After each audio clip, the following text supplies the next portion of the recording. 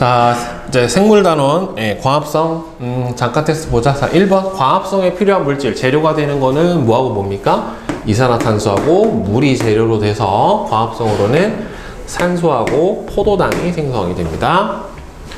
자, 숨을 불어넣으면 이 날수만에는 뭐가 포함되어 있어요? 이산화탄소가 포함되어 있으니까 이산화탄소는 물에 녹으면 액성이 뭐가 돼요? 산성이 되잖아요. 그죠? 따라서 BTB 용액이 파란색에서 노란색으로 변한 시험관에 그릴 것과 같이 장치에서 빛을 비추었대요. 그래서 비시험관에서는 광합성이 어떻게 됩니까? 일어나죠. 그죠? 광합성이 일어나면은 이산화탄소를 소비를 하니까 따라서 이산화탄소가 없어지니까 산성이 점점 약해져서 노란색이 파란색으로 변하게 될 겁니다. 그 다음에 3번은 검정말 잎에 일정 시간을 비춘 후에 에탄올에 물중탕을 해서 여기서 에탄올에서 물중탕을 해주는 이유는 뭐 때문에 해주는 거냐면은 엽록소를 제거해 주는 거예요. 엽록소를 제거를 해서 녹색 색깔을 없애서 지시약 반응을 했었을 때 색깔을 정확하게 보기 위해서 해주는 거고요. 아이오딘과 칼륨 같은 경우에는 여러분들 뭘 검출할 때 사용하는 지시약이에요? 녹말을 검출할 때 사용하는 지시약이니까 잎의 엽록체가 청람색으로 변했다. 따라서 이를 통해서 알 수 있는 광합성의 산물은 무엇이다? 녹말이다 라고 하는 거를 알 수가 있죠. 그 다음에 4번은 검정말의 광합성으로 발생한 기체를 시험관으로 모은 후에 향불실을 넣었더니 불꽃이 다시 타올랐대요. 광합성으로 뭐가 발생했다? 산소가 발생을 했다.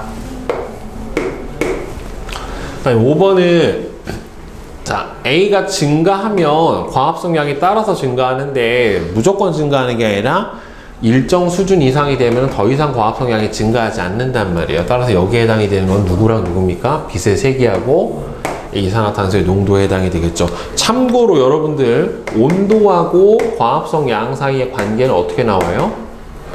온도하고 광합성량 사이의 관계는 이렇게 올라가다가 특정 온도가 돼버리면 그 다음부터 쭉 이렇게 떨어져 버리게 나타나요. 보통 이렇게 광합성 양이 최대가 된 온도가 보통 한 35°C 정도, 여기에서 최대로 나타나게 됩니다. 더 높으면 안 돼요. 자, 그 다음에 6, 7, 8 봅시다. 자, 오른쪽 그림, 눈금 실린더 가와 나에 같은 양의 물을 넣고 오른쪽 그림과 같이 장치를 해서 햇빛이 잘 비치는 곳에 두고서 일정 시간 후 남아있는 물의 양을 관찰했는데 이거 뭐 알아보는 겁니까? 증산작용 알아보려는 거죠. 더 많이 줄어든 거는 나에 해당이 되고요. 증산작용은 어디에서 일어난다? 입에서 일어나게 됩니다. 그러니까 증산작용이 수증기가 밖으로 배출이 되는 거고, 이 식물에서 기체가 이동하는 통로는 어디에 해당이 되는 겁니까? 기공에 해당이 되죠. 따라서 기공은 주로 낮에는 열리고 밤에는 닫혀요. 그 다음에 이 기공을 감싸고 있는 B를 뭐라고 불러줍니까? 공변세포라고 불러주는데 이 공변세포에는 엽록체가 있고요. 그 다음에 C 같은 경우에는 뭐예요? C는 그냥 표피세포에 해당이 되잖아요. 그렇죠? 표피세포 같은 경우에 엽록체가 없습니다. 증산작용은 여러분들 언제 잘 일어나냐면 이게 빨래가 잘 마르는 조건하고 같아요. 빨래가 잘 마르는 조건, 그래서 빛이 강하고 온도가 높고 습도가 낮고 바람이 잘 불 때 활발하게 일어납니다. 그러니까 증산작용은 언제 잘 일어난다? 뭐가 강할 때 그 빨래가 잘 마르는 조건이랑 거의 같다라고 생각을 해주시면 돼요. 자, 파란색 BTB 용액에 입김을 불어넣어서, 입김은 여기서 날숨이에요. 날숨. 이산화탄소를 불어넣어서 노란색으로 만든 후에 그림과 같이 장치하고 햇빛이 잘 비치는 곳에 두어왔어요. 따라서 BTB 용액의 색깔 변화가 나타나려면 뭘 해줘야 됩니까? 광합성이 일어나야 되는 거잖아요. 그쵸? 따라서 이 중에서 광합성이 일어날 수 있는 거는 가운데 있는 검정말이 들어있고 빛이 공급이 되는 B에 해당이 될 거고, 얘는 노란색에서 이산화탄소가 다 소비되니까 파란색으로 바뀌게 될 겁니다. 그 다음에 BTB 용액의 색깔 변화를 일으키게 한 기체는 당연히 이산화탄소에 해당이 되고, 과합성이 일어나는 시험관은 여기선 B밖에 없죠. 따라서 이 실험을 통해서는 과합성을 할 때는 반드시 뭐가 필요하다라는 걸 알 수 있어요? 빛이 필요하다라는 걸 알 수가 있어요. 빛이 필요하고 뭐를 사용을 한다? 이산화탄소를 사용을 한다라고 하는 걸 알 수 있게 됩니다. 자, 그 다음에 5, 6, 7을 보면 그림과 같이 햇빛이 잘 비치는 곳에 놓아둔 검정말 잎을 에탄올에다가 물중탕한 후에 아이오딘이나 칼륨 용액을 떨어뜨리고 현미경으로 관찰해줬어요. 그래서 다의 결과 관찰되는 엽록새의 색깔은 과합성이 일어났기 때문에 녹말이 생겨서 청람색이 나타나게 되는 거고, 따라서 과합성의 상물은 뭐가 생긴다? 녹말이 생긴다. 그러니까 원래는 뭐가 생기는 건데 포도당이 생기는데 포도당이 임시 저장된 형태로 녹말로 바뀌게 되는 겁니다. 7번 검정말을 오른쪽 그림과 같이 장치를 해서 햇빛이 잘 비치는 곳에 두면 검정말에서 과합성이 일어나 기체가 발생을 하는데, 이때 발생하는 기체는 뭐가 발생을 합니까? 산소 기체가 발생을 하죠. 발생한 기체를 모은 고무관에 향의 불씨를 가져가면은 향의 불씨가 다시 타오른다. 따라서 산소가 발생을 함을 알 수가 있게 되겠죠. 그리고 여기서 여러분들 1% 탄산수소 나트륨 수용액을 사용한 이유는 여기다가 뭐를 공급하기 위해서 그러냐면은 이산화탄소를 공급을 해주기 위해서 탄산수소 나트륨 수용액을 사용을 해 준 겁니다.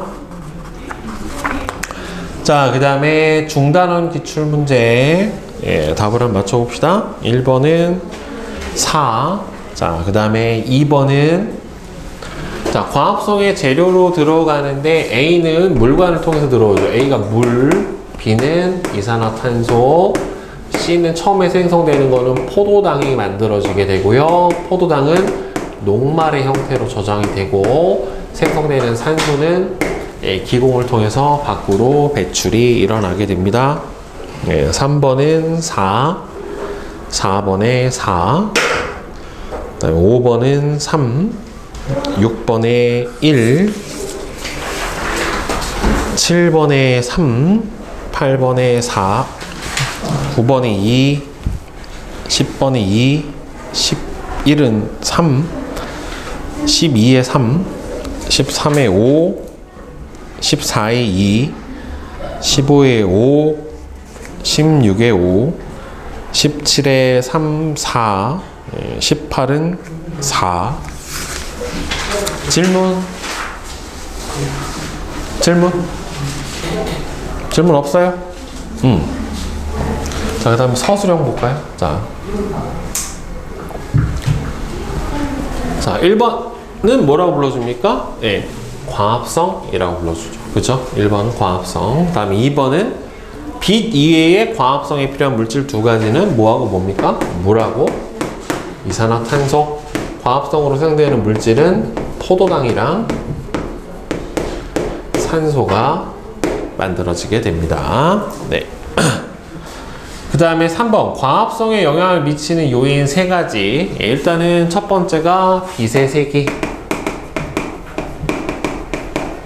두 번째가 온도, 그 다음에는 이산화탄소 CO2의 농도, 요 3가지가 과합성 양에 영향을 줍니다. 그 다음에 4번은 식물체 속에 물이 수증기의 형태로 입의 기공을 통해서 빠져나가는 건 뭐라고 불러줍니까? 증산작용이라고 불러주죠.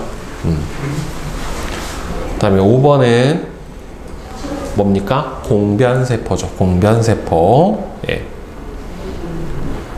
그 다음에 6번 빛을 비춘 검정말 잎을 에탄올로 물중탕한 후에 아이오딘, 칼륨을 떨어뜨리고 현미경으로 관찰하면 엽록체가 청람색으로 관찰된다.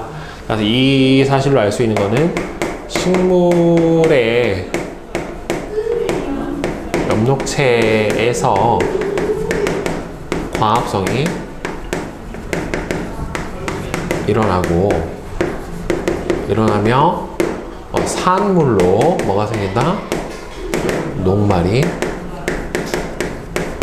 생성이 된다 라고 하는 거죠.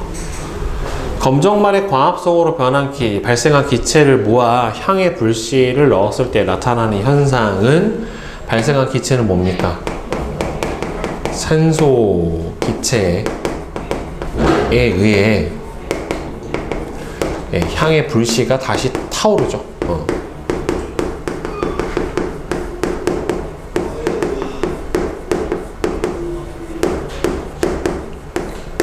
네, 자. 그 다음에 8번 증산작용의 역할.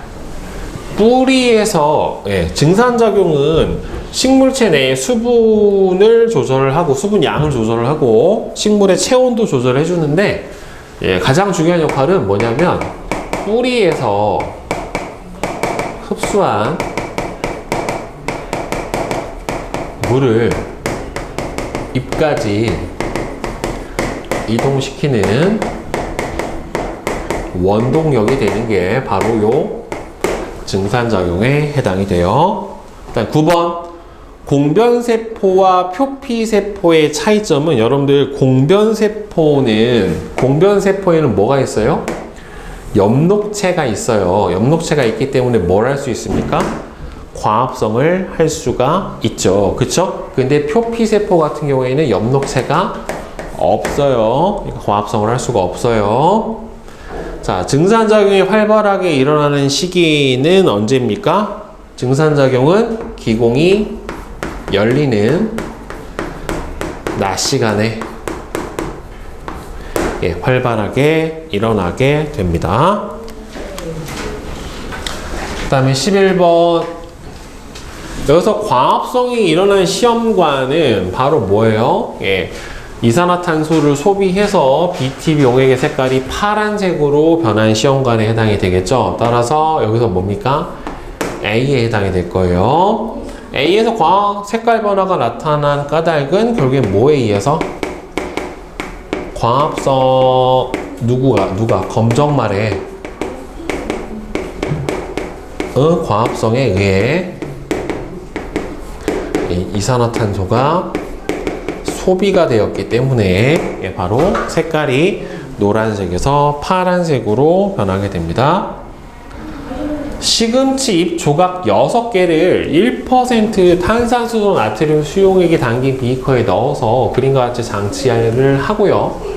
전등이 켜진 개수, 여기서 전등이 켜진 개수는 여러분들 뭐에 해당이 되냐고요? 빛의 색이에요.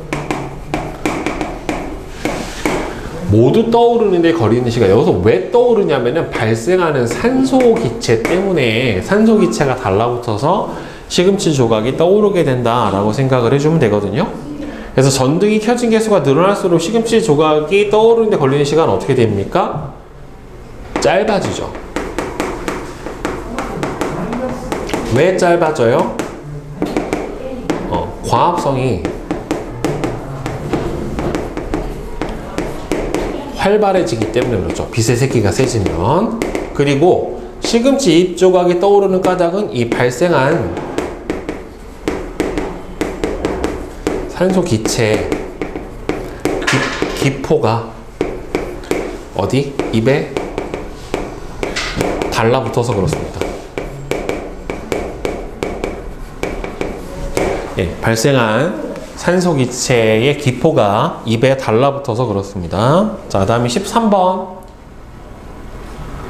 오른쪽 그림을 보고 이산화탄소의 농도와 광합성량의 관계는 어떻게 됩니까? 일정 농도가 될 때까지 어떻게 됩니까? 농도에 비례해서, 즉 일정 농도에 도달하기 전까지 농도에 비례해서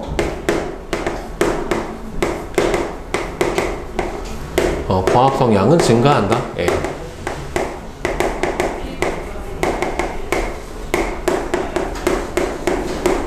네, 이렇게 써주시면 되겠죠. 무한정 증가하는 건 아니에요. 다음 14번 증산작용 문제죠.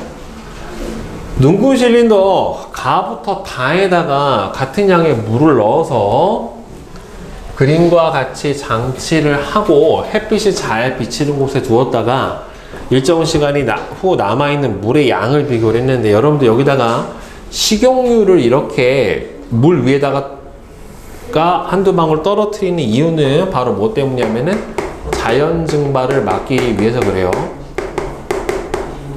자연 증발을 방지하기 위해서 식용유를 넣어주는 거고요. 물의 양을 비교를 해주면 증산작용이 얘가 제일 어떻게 되겠어요? 활발. 그 다음에 얘는 비닐봉지 안이 수증기로 꽉 찰 때까지만. 그 다음에 얘는 안 일어나니까, 따라서 남아있는 물의 양이 많을수록 어떻게 되는 거예요? 증산작용이 거의 안 일어난 거다라고 볼 수가 있겠죠. 그쵸? 따라서 다, 나, 가가 될 거고, 가와 나를 비교해서 알 수 있는 사실은 어차피 둘 다 증산작용이 일어나는데 얘는 비닐봉지를 덮어놨기 때문에 여기가 수증기로 가득 차버리면 어떻게 돼요? 습도가 높아진다란 말이에요. 따라서 얘는 가와 나를 통해서 알 수 있는 사실은 증산작용은 습도가 낮을수록 어떻게 된다? 잘 일어나게 됩니다. 가하고 다를 비교해서 알 수 있는 거는 증산작용은 어디서 일어난다? 식물의 잎에서 일어난다 라고 할 수 있죠. 그렇죠?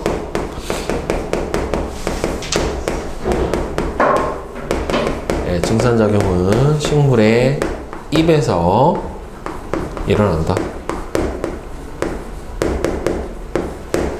네.